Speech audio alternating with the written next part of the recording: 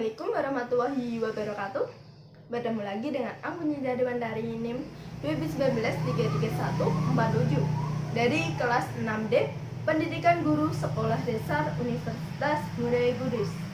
Baik, di sini saya akan membahas tentang perspektif global dari visi antropologi. Antropologi adalah studi tentang manusia dan kebudayaannya. Antropologi sendiri juga sebagai studi tentang manusia dengan pekerjaannya, lebih menitik beratkan kepada kebudayaan sebagai hasil perkembangan akal pikiran manusia. Sudut pandang visi antropologi terhadap perspektif global terarah pada keberadaan dari perkembangan suatu budaya dengan kebudayaan dalam konteks global. Nah, contoh dalam visi antropologi adalah sebagai berikut. Dalam negara-negara Indonesia, secara sengaja melakukan pertunjukan kesenian dalam keliling dunia. Misalkan dalam pertukaran antar pelajar, antar mahasiswa, dan juga pertemuan internasional. Pada dasarnya, antropologi tidak terbebas dari suatu nilai. Akan tetapi, dalam globalisasi yang menganggap dunia tanpa batas akan sangat berpengaruh di sisi lain dari perspektif global itu sendiri. Jika dikaitkan dengan antropologi, mempunyai suatu dampak positif bagi kekayaan khas budaya satu bangsa. Dengan globalisasi, dapat mempercepat pola kehidupan dalam bahasa. Misalkan, melahirkan pranata-pranata atau lembaga-lembaga sosial baru seperti lembaga swadaya, masyarakat, dan lainnya. Akan tetapi, dalam sosial dan budaya dapat menimbulkan dampak negatif juga terhadap globalisasi. Dampak negatifnya adalah dengan meningkatkan individualisme, perubahan-perubahan pola kerja dari pergeseran suatu nilai kehidupan dalam masyarakat. Nah, oleh karena itu, kita sebagai generasi muda penerus bangsa harus menyadari bahwa keberadaan nilai yang masih berlaku di negara kita. Kita harus pandai dalam menyeleksi budaya asli yang masuk di negara kita sendiri.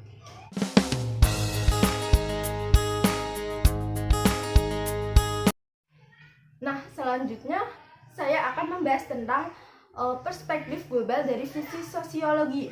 Sebelumnya, perspektif global adalah cara pandang dan cara berpikir terhadap suatu masalah, kejadian atau kegiatan dari sudut kepentingan global itu sendiri.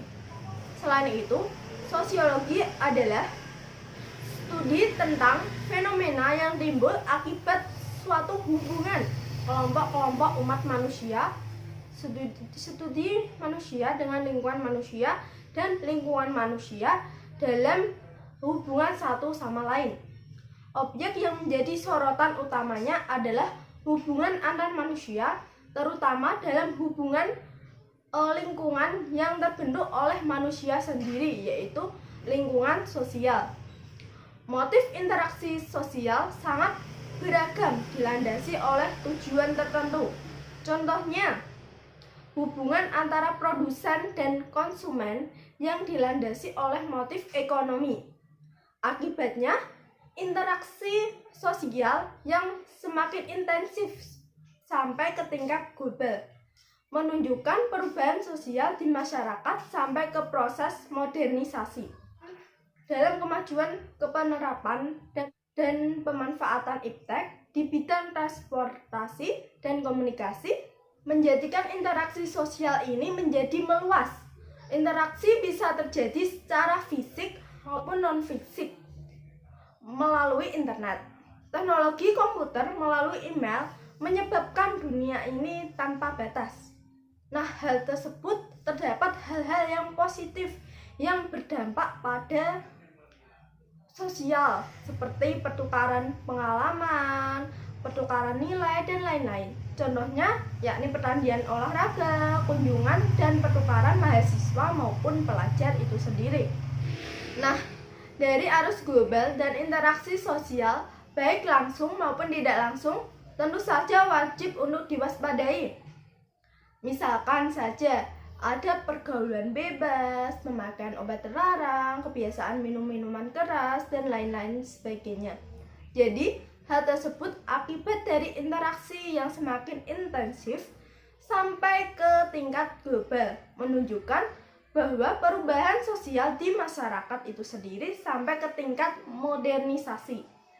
Perubahan dan kemajuan yang positif dapat meningkatkan kesejahteraan dalam arti luas seluas-luasnya. Sedangkan interaksi sosial dalam hal berdampak negatif harus diwaspadai dan dijauhi. Nah, baik, sekian penjelasan dari materi perspektif global dari visi antropologi dan sosiologi. Kurang lebihnya mohon maaf. Wassalamualaikum warahmatullahi wabarakatuh.